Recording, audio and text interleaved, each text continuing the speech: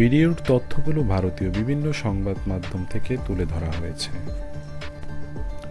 নরেন্দ্র মোদীর যুক্তরাষ্ট্র সফরে ঠিক হয়েছিল মাস্টার প্ল্যান। শেখ হাসিনাকে শপথে ফেরানো নিয়ে ভারতের চিন্তাধারায় সহমত পোষণ করেছিলেন প্রেসিডেন্ট ডোনাল্ড ট্রাম্প। তাই তিনি সংবাদ সম্মেলনে বলেন, বাংলাদেশকে তিনি নরেন্দ্র মোদীর উপরই ছেড়ে দিয়েছেন। মোদী দেশে ফিরেই সেই মাস্টার প্ল্যান নিয়ে কাজ করা শুরু করে দিয়েছে ভারত।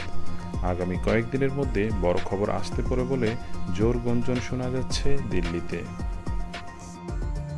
নয়াদিল্লির নর্থ টু সাউথ ব্লকে তাই থমথমে পরিবেশ, অনেকটা ঝড় আসার আগের পরিস্থিতি। নয়াদিল্লির কয়েকটি সূত্র মারফত জানা গেছে, গত রবিবার রাতে প্রধানমন্ত্রীর আহ্বানে সুরক্ষা বিষয়ক কমিটির একটি বিশেষ বৈঠক হয়। বৈঠকে ভারতীয় ৩ বাহিনীর প্রধানকে তলব করা হয়েছিল। ওই বৈঠকে কী সিদ্ধান্ত হয়েছিল তা পরিষ্কার করে জানানো না হলেও ওই বৈঠকটি যে বেশ গুরুত্বপূর্ণ তা বলা বাহুল্য। কারণ নরেন্দ্র মোদী আমেরিকা সফর করেই ওই বৈঠকে বসেন, যা পূর্ব নির্ধারিত ছিল না, এবং বৈঠকের বিষয়বস্তু সম্পূর্ণ গোপন রাখা হয়।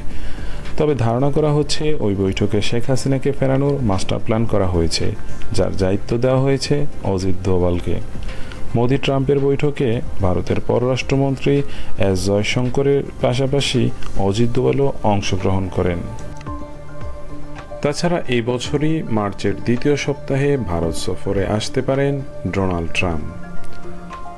এর আগে কি তাহলে শেখ হাসিনার বিষয়ে চূড়ান্ত ফয়সালা করতে চাচ্ছেন ভারতীয় নীতি নির্ধারকগণ? তবে আপাতত ভারতের চেষ্টা থাকবে বাংলাদেশের দ্রুত নির্বাচনের মাধ্যমে নতুন সরকার বসানো।